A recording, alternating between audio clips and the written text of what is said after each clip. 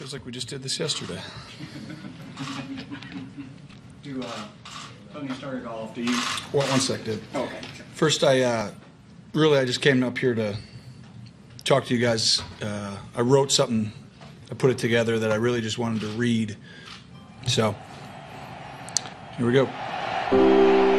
Pressure coming. Picked up, Romo. To say the first half of the season has been emotional would be a huge understatement.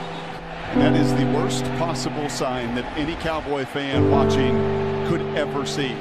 Getting hurt when you feel like you have the best team you've ever had was a soul-crushing moment for me. Then to learn it's not 3 or 4 weeks, but 10 is another blow. And through it all, you have a tremendous amount of guilt on having let your teammates, fans, and organization down. After all, they were depending on you to bring them a championship. That's what quarterbacks are supposed to do. That's how we're judged. I loved that. I still do. But then here you are, sidelined without any real ability to help your teammates win on the field. That's when you're forced to come face to face with what's happening. Seasons are fleeting. Games become more precious. Chances for success diminish. Your potential successor has arrived, injured 2 years in a row, and now in the mid-30s. The press is whispering, everyone has doubts. You've spent your career working to get here. Now we have to start all over. You almost feel like an outsider. The coaches are sympathetic, but they still have to coach, and you're not there. It's a dark place. Probably the darkest it's ever been.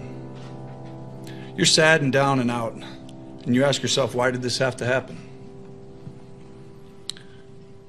It's in this moment that you find out who you really are and what you're really about.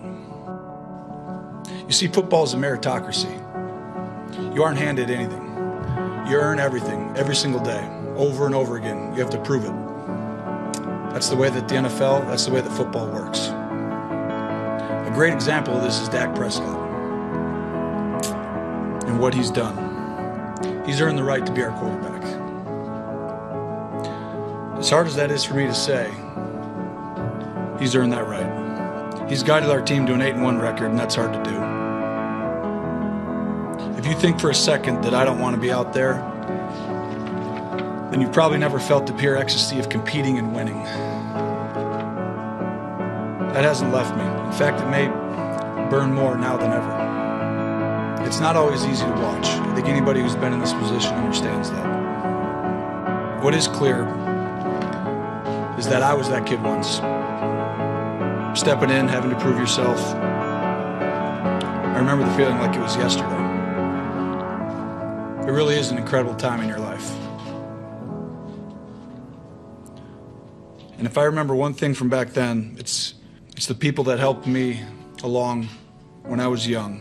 And if I can be that to Dak, I've tried to be, and I will be going forward. I think you all know something magical is happening to our team. I'm not going to allow this situation to negatively affect Dak or this football team by becoming a constant distraction. I think Dak knows that I have his back, and I think I know that he has mine. Ultimately, it's about the team. It's what we've preached our entire lives.